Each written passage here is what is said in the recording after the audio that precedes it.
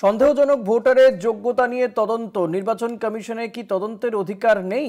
SIR মামলা চলাকালীন প্রশ্ন সুপ্রিম কোর্টের, কমিশন কি নাগরিকত্ব যাচাই করতে পারে না? প্রশ্ন বিচারপতি জয়মাল্য বাগচির। নির্বাচন কমিশনে কি তদন্তের অধিকার নেই?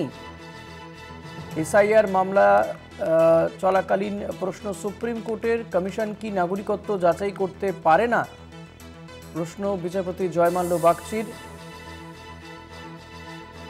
সন্দেহজনক ভোটারের যোগ্যতা নিয়ে তদন্ত, নির্বাচন কমিশনে কি তদন্তের অধিকার নেই? এসআইআর মামলা চলাকালীন প্রশ্ন সুপ্রিম কোর্টের, কমিশন কি নাগরিকত্ব যাচাই করতে পারে না? প্রশ্ন বিচারপতি জয়মাল্য বাগচির।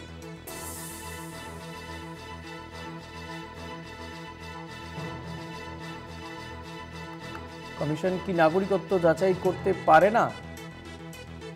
এসআইআর মামলায় সুপ্রিম কোর্টের প্রশ্ন, এই নিয়ে আমরা কথা বলবো। আমাদের প্রতিনিধি পীযূষ কান্তি নাগ রয়েছেন। পীযূষ, বিচারপতি জয়মাল্য বাগচি আর কি প্রশ্ন করেছেন এবং এক্ষেত্রে মূলত কাদের উদ্দেশ্যে তার এই প্রশ্ন ছিল, কি বা জবাব পাওয়া গেছে?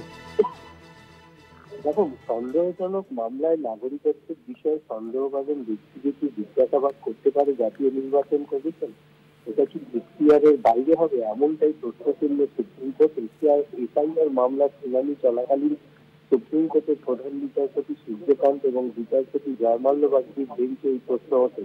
এসআইআর চ্যালেঞ্জের শুনানি চলাকালীন সুপ্রিম কোর্টে প্রশ্ন উঠেছিল যে ভোটারদের যোগ্যতা সন্দেহভাজন মনে হলে এমন ক্ষেত্রে নথিপত্র মাধ্যমে যে তদন্ত কি ভারতের জাতীয় নির্বাচন কমিশন করতে পারে, এর মধ্যে পড়ে না?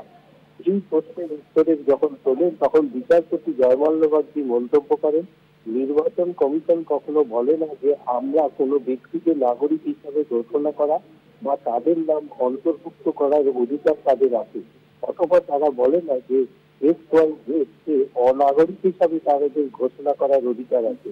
তার কারণ এই অধিকার সম্পূর্ণ কেন্দ্রীয় সরকার।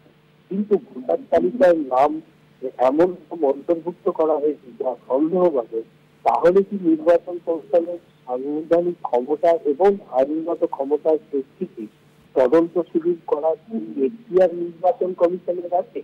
যেখানে নাগরিকত্ব প্রমাণের অধিকার তাদের নেই, তারা কি সেই অধিকার, সেই তদন্ত করার অধিকার তাদের কি ক্ষমতা দেওয়া হয়েছে? এই প্রশ্ন উত্তর চলে। এখনো পর্যন্ত মামলার শুনানি চলছে। এসআইআর মামলার শুনানি শেষে এই বিষয়ে নির্ধারিত সিদ্ধান্ত নেবে সুপ্রিম কোর্ট।